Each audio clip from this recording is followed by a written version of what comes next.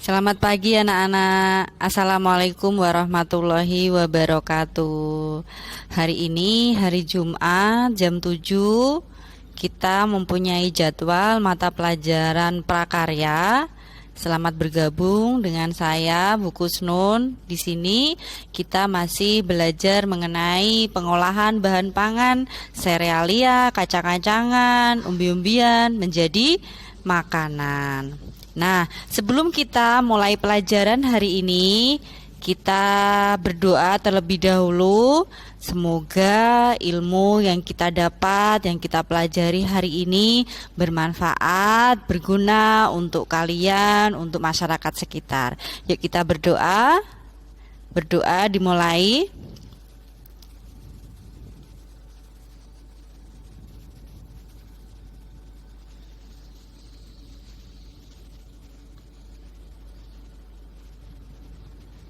Berdoa selesai.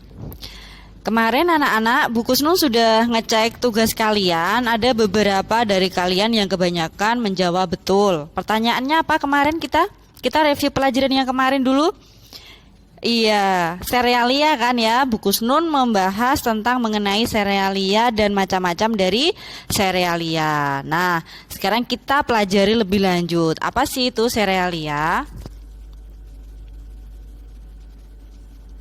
Nah, di sini yang disebut dengan serealia adalah sekelompok jenis tanaman pangan yang diambil manfaatnya untuk sumber karbohidrat berupa biji-bijian atau bulir.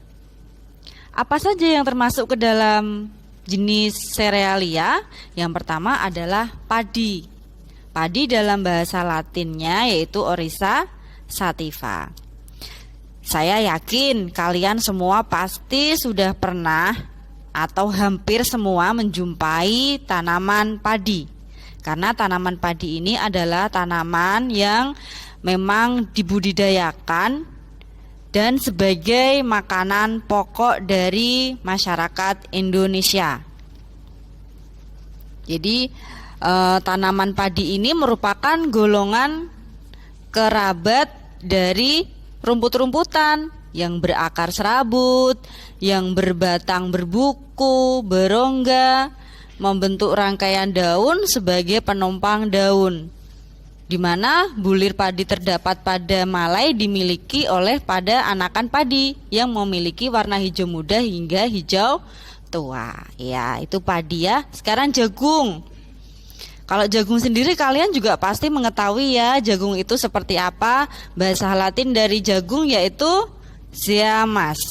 Ya, jadi tanaman jagung itu ciri-cirinya berakar serabut, batangnya beruas, berdiri tegak, mempunyai daun sempurna, dan mempunyai bunga yang majemuk. Macam-macam jagung, ada jagung mutiara, ada jagung manis, ada jagung brondong, ada jagung ketan, ada jagung yang diambil tepungnya. Nah, itu jagung. Kebanyakan dari kalian sudah menjawab benar ya. Sekarang gandum. Nah, kalau gandum ini sendiri sama ciri-cirinya juga berakar serabut, berbatang beruas, berongga, daun tumbuh tegak atau melengkung, mempunyai endosperma atau bagian inti dan bagian lembaga yang disebut dengan cangkang. Kalau bagian kulit itu sendiri disebut dengan bran.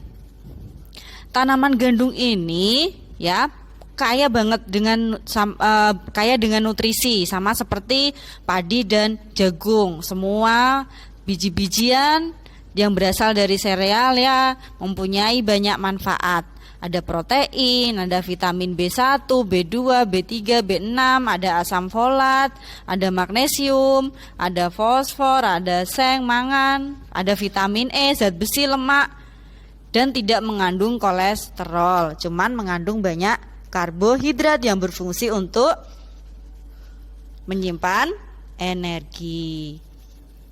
Nah, kalau sorghum sendiri hampir sama dengan jagung. Kalau sorghum sendiri bagaimana? Sorghum itu apa?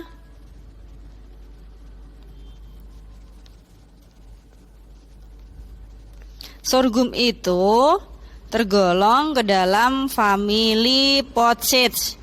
Jadi berakar serabut, sama mempunyai banyak vitamin juga. Ada protein, ada lemak, ada kalsium, fosfor, besi, magnesium. Nah, itu sorghum. Nah, sekarang kita masuk ke jenis kacang-kacangan. Nah, kalau kacang-kacangan, jadi kacang-kacangan itu ciri-cirinya tumbuhannya dikotil. Kebanyakan tumbuhan dikotil. Apa itu tumbuhan dikotil?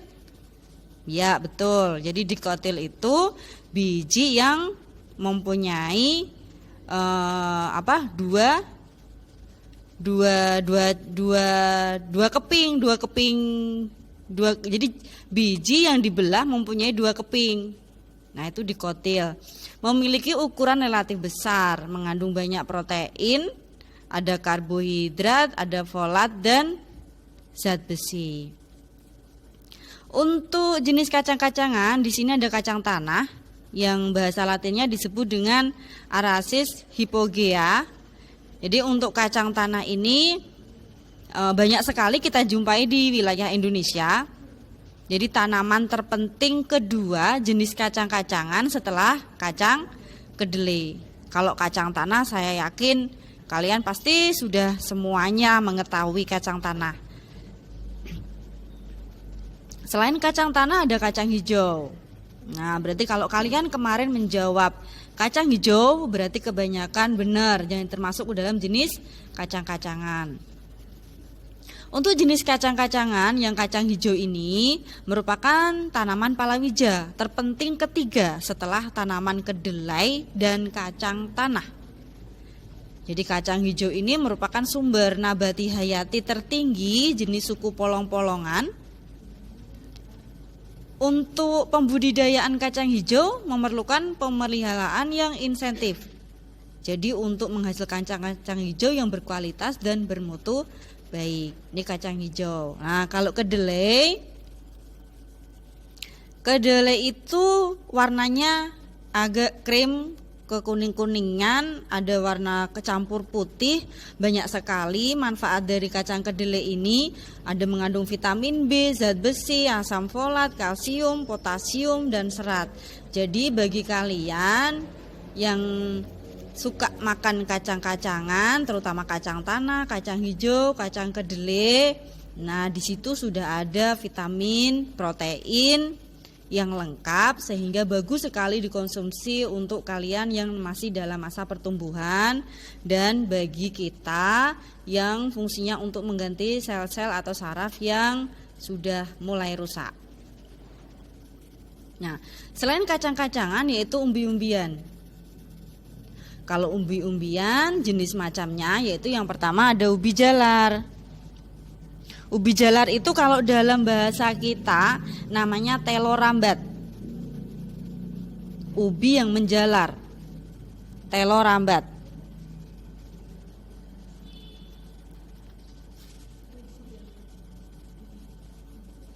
Untuk ketela atau ubi jalar, ketela atau telo rambat itu hampir sama. Ya.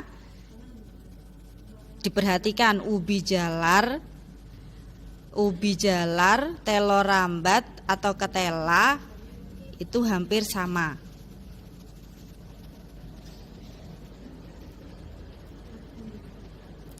Yang kedua yaitu talas. Talas itu juga merupakan bagian dari termasuk jenis umbi-umbian.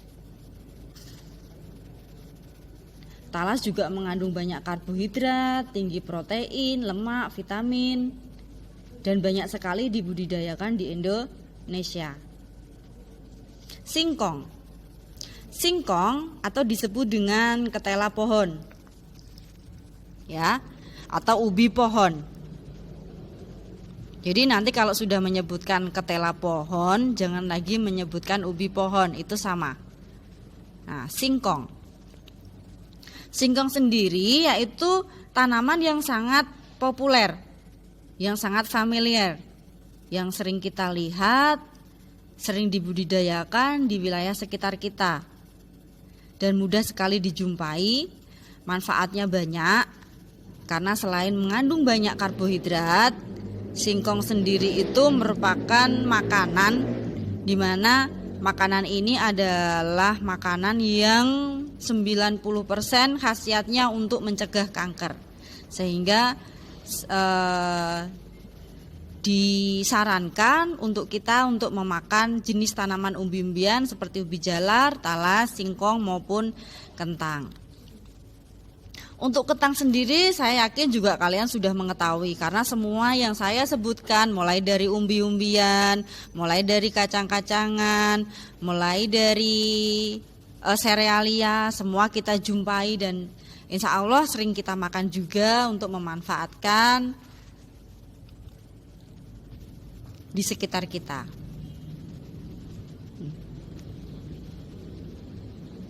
Nah, ini adalah makanan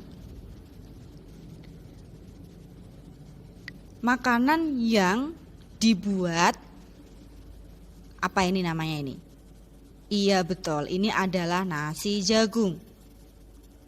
Nasi jagung ini adalah makanan yang berbahan dasar dari serealia yaitu dari jagung. Bagaimana cara membuat nasi jagung?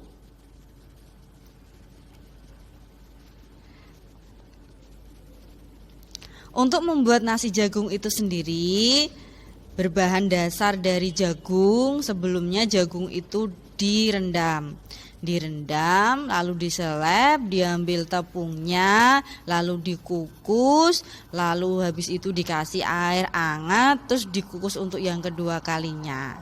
Nah, untuk nasi jagung sendiri ini merupakan makanan khas wilayah kita, banyak dijumpai. Tapi dari sekian makanan, dari nasi jagung, dari nasi putih, mungkin sekarang lebih familiar nasi putih. Tetapi untuk orang tua atau anak-anak yang mempunyai masalah kesehatan seperti diabetes, disarankan untuk memakan bahan makanan pokok yang berasal dari jagung karena lebih sedikit mengandung gula. Ini nasi jagung. Nah, ayo tebak makanan apa ini namanya? Iya betul, ini adalah peyek. Peyek kacang tanah tepatnya ya. Peyek kacang tanah ini adalah makanan yang berbahan dasar dari kacang-kacangan yaitu kacang tanah. Nah, ini juga makanan favorit kita semua dan ini adalah makanan yang mempunyai khas wilayah kita yaitu kacang tanah. Bagaimana cara membuatnya? Ada yang tahu cara membuat kacang tanah? Peyek kacang tanah? Iya, betul. Jadi tepung terigu. Jadi untuk membuat resep peyek kacang tanah ada beberapa versi. Ada yang menggunakan tepung beras dicampur dengan pati atau ada yang menggunakan hanya tepung beras saja, tergantung kesukaan. Terus dikasih bumbunya apa? Bumbu sederhana saja untuk membuat tempe goreng. Ada ketumbar, ada garam. Terus juga dikasih bawang putih. Lalu dimasukkan kacang tanah, lalu digoreng. Betul, sangat mudah bukan? Saya yakin kalian juga pasti bisa membuatnya di rumah bersama dengan ibu tercinta. Terus selain kacang tanah, nah ini adalah makanan yang mungkin favorit kita semua. Cuman saya yakin dari kalian pasti ada yang hampir tidak menyukai yang namanya makanan yang berasal dari ketela. Karena apa? Karena ada yang bilang cepat kenyang. Terus ada yang bilang tidak ada rasanya. Nah, sekarang yang namanya getuk, ini namanya getuk ya, namanya getuk telo. Untuk makanan yang berasal dari ketela ini sangat sekarang kekinian ya, ada yang berwarna-warni, mungkin sekarang ditambah coklat, mungkin sekarang ada yang ditambah dengan meses, ada yang sekarang ditambah dengan keju, yang membuat makanan yang berasal dari ketela ini hampir semua masyarakat, kalangan masyarakat semuanya menyukai.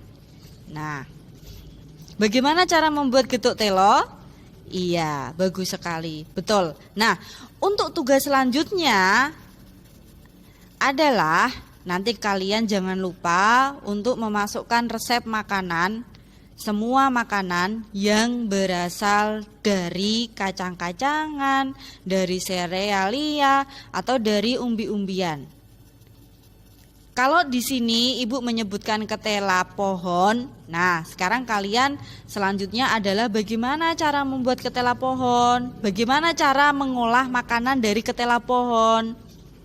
Nah, ketela pohon bisa dibuat menjadi getuk. Nah, bagaimana cara memproses getuk? Bahan-bahannya apa?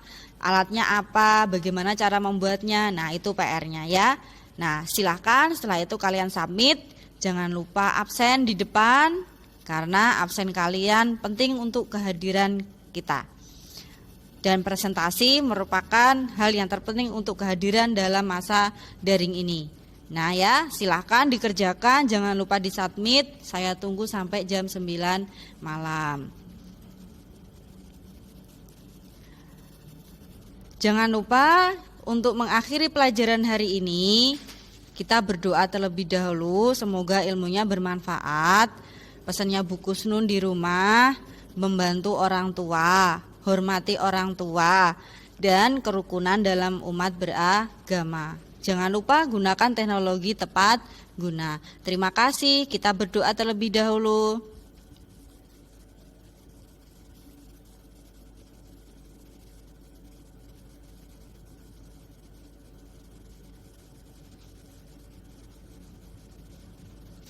Oke nak, sekian pelajaran dari saya. Salam sayang, salam kangen dari Bu Kusnun untuk kalian. Jangan lupa kita berdoa, semoga kita selalu diberi kesehatan dan diberi kemudahan dalam menuntut ilmu, untuk menuntut cita-cita. Semoga kita menjadi manusia yang bermanfaat, amin.